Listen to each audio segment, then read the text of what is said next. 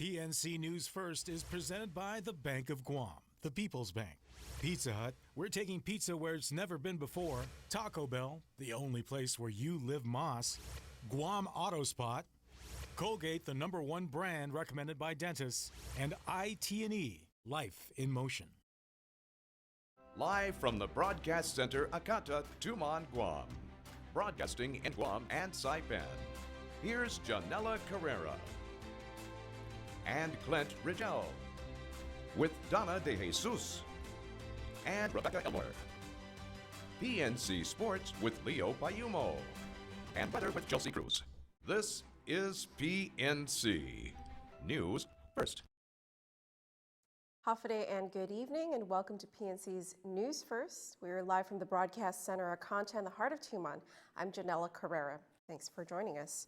Your top story tonight, with 2 men now facing charges of attempted murder for the beating of max security prisoner Justin Meno, it's still unclear who gave the orders to let several prisoners out of their cells that day, including Jeremiah Isazaki and Albert Babauta Santos, the 2 inmates accused of assaulting Meno and then leaving him to die. Here's more.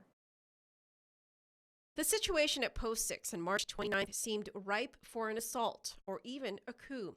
It began with a staffing shortage. On top of that, one officer bolted because of a family emergency, while another left to escort an inmate who attempted suicide, leaving just 2 junior ranking officers to oversee the entire maximum security unit made up of 46 of DOC's most obnoxious inmates and detainees.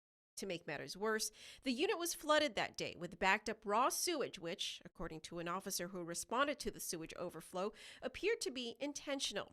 These details were revealed in the internal affairs investigation, which were made public once the disciplined corrections officers appealed their adverse actions lodged against them by DOC. One of the 4 officers disciplined, Lieutenant Mary Helen Lizama, who is also the platoon commander, says in her report that on March 29th, DOC only assigned 3 officers to man Post 6, or the maximum security unit. But the minimum is supposed to be 5 officers. It started out with 5 officers, but Lizama notes that one officer called out sick, and another was sent to do postal duties, quote, which he shouldn't, because he's the unit manager of a very crucial unit, end quote. Then there was the attempted suicide. But instead of a junior officer being sent to escort the inmate, the senior ranking officer of Post 6 did it instead. And then there were 2 left at Post 6, Benjamin Urquizu, who has since been fired, and his cycle mate, both of whom are not regularly assigned to Post 6. Because it was flooding that day, several inmates were let out of their cells to help with the cleanup. The report specifies that internal affairs investigators even questioned officers about the need to let Post 6 inmates out. Post 6 is a special housing unit that is supposed to be on lockdown 23 hours a day, with 1 hour of fresh air for inmates on a staggered basis so that they're never let out at the same time. So if that's the case, who let the inmates out? In an interview with Urquizu's cycle mate, investigators questioned him about why the inmates were out. That officer said he was ordered by the senior officer, who had a family emergency and left early, to let the inmates out because of flooding. When the senior officer with a family emergency was interviewed, he told investigators that it was another officer who made the request to let some of the inmates out. Specifically, he referred to the officer who escorted the attempted suicide. But when the officer who did the escort was interviewed, based on the report, he was never questioned about the inmates being let out. In fact, his interview appears to be cut short, ending in a question with no answer. So far, out of the 4 officers disciplined, 2 have appealed their cases, Urquizu, who was fired, and Lizama, who was reprimanded. In her appeal, Lieutenant Lizama pointed out a few problems with Post 6. First, she noted that the unit's exit door into the yard, where Meno was found, is not always secured because the metal door is old and rusty. Lizama points out that a work order to have it repaired or replaced was submitted 3 years ago, but nothing's ever been done. She also says that, quote, Post 6 houses dangerous inmates and detainees. The stress level is high for both inmates and staff, end quote. Well, according to a magistrate report, Meno identified his attackers by pointing at them through a photo lineup. Sanchez is being held on $100,000 cash bail, while Isazaki was issued a summons to appear in court. In other news, it seems that Governor Eddie Calvo has come to the rescue of Simon Sanchez High School and found the $1.5 million needed to make immediate repairs for not only the dilapidated GUAM campus, but other schools as well. PNC's Rebecca Elmore has a story. It appears Governor Eddie Calvo has found the much-needed funds to repair Simon Sanchez High School. Well, it's good news for Simon Sanchez. I mean, now that we have, as long as we confirm the resources that are been offered, we can take that and get going on the repairs of the temporary classrooms. That'll go a long way towards making sure that we don't have to go into double session. Superintendent John Fernandez wrote to the governor last week following 2 weeks of informational hearings at the GUAM legislature. The thought process behind the letter was that basically when we had gone before the legislature on the bills that they had put forward, I know that the legislature was interested in ensuring that we had sought support and assistance from ADLOOP as well. And I know they were kind of critical that we hadn't gone to the governor, and so what we did, members of the board and myself, we did go up to ADLOOP and we tried to set up a meeting to discuss our needs. The funds would not only fix the immediate needs of the dilapidated GUAM campus, but other pressing issues plaguing other schools. And I basically told them, here's what we need for Simon Sanchez High School. And they asked if we would go ahead and put that in writing, if there's anything that we needed so that they would see what they could do. So I threw in as well, in addition to Simon Sanchez, I'd like to see, some assistance for our other secondary schools, because by that time I had gone out to visit a few more schools and wanted to make sure we didn't lose sight of the fact that our other big schools need assistance too. The additional funding would help repair immediate woes like the fence line at Agata, Benavente, and Ocean View Middle School, as well as the air conditioning at Southern High. It will even assess and address already condemned buildings deemed for demolition or structural assessment. Overall, the governor has identified $1.5 million needed for summer repairs. And if all goes as planned, the students of Simon Sanchez High School would not have to go into double session this fall. We were told that we need to do our due diligence in being able to go to both branches of government. So, we went to the legislature. We spent a couple of weeks there answering a lot of questions. Also went to the governor to try to get his assistance. And so we're glad to see that assistance has been provided from the governor's office, and we'll go from there. Reporting for PNC News, I'm Rebecca Elmore. Well, an auto pedestrian crash in Barrigada Saturday night left one man dead.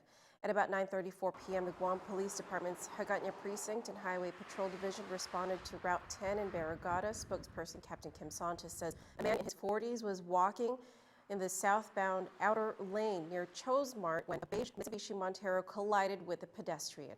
He sustained serious injuries, and Sanchez says medics performed CPR and transported the victim to the GUAM Regional Medical City.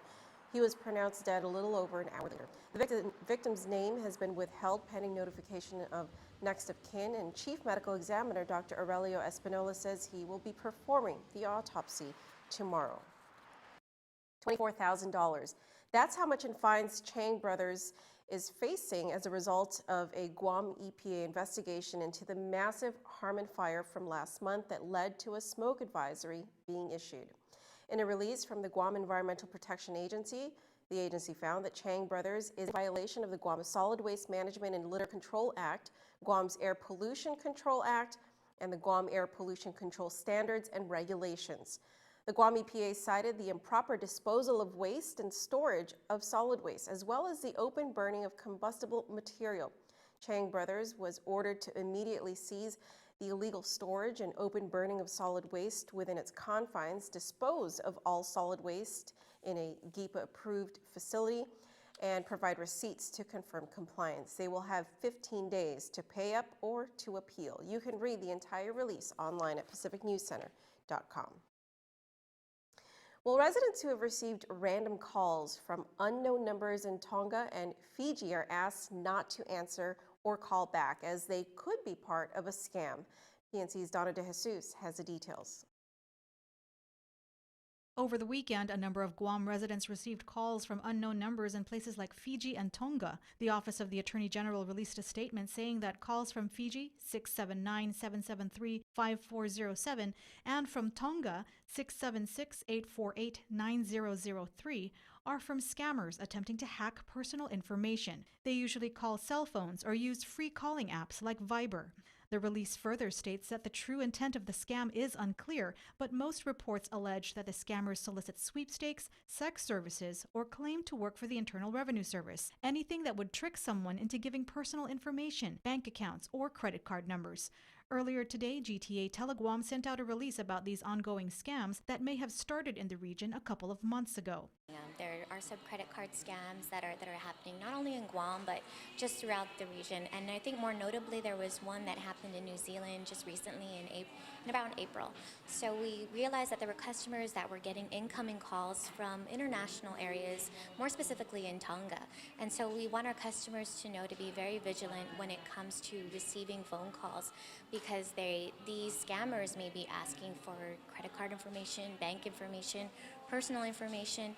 And so we want customers to know that just when they receive these type of calls, it may be a scam. Marketing and communications specialist Michelle Catahay-Perez says the company is doing what they can to help with the situation. We have currently blocked that one specific number from Tonga. We're trying our best to avoid these outbound calls. So if you receive this phone call and people are trying to call Tonga, we actually block that number. But there are different ways scammers can come up with different ways to get your information. There are a couple of ways this scheme works. The scammers either try to make you stay on the line as long as possible, or they make your phone ring short enough that you see a missed call and get you to call it back, which will rack up long-distance phone charges. The Attorney General's office is advising residents to continue to ignore these phone calls or block them.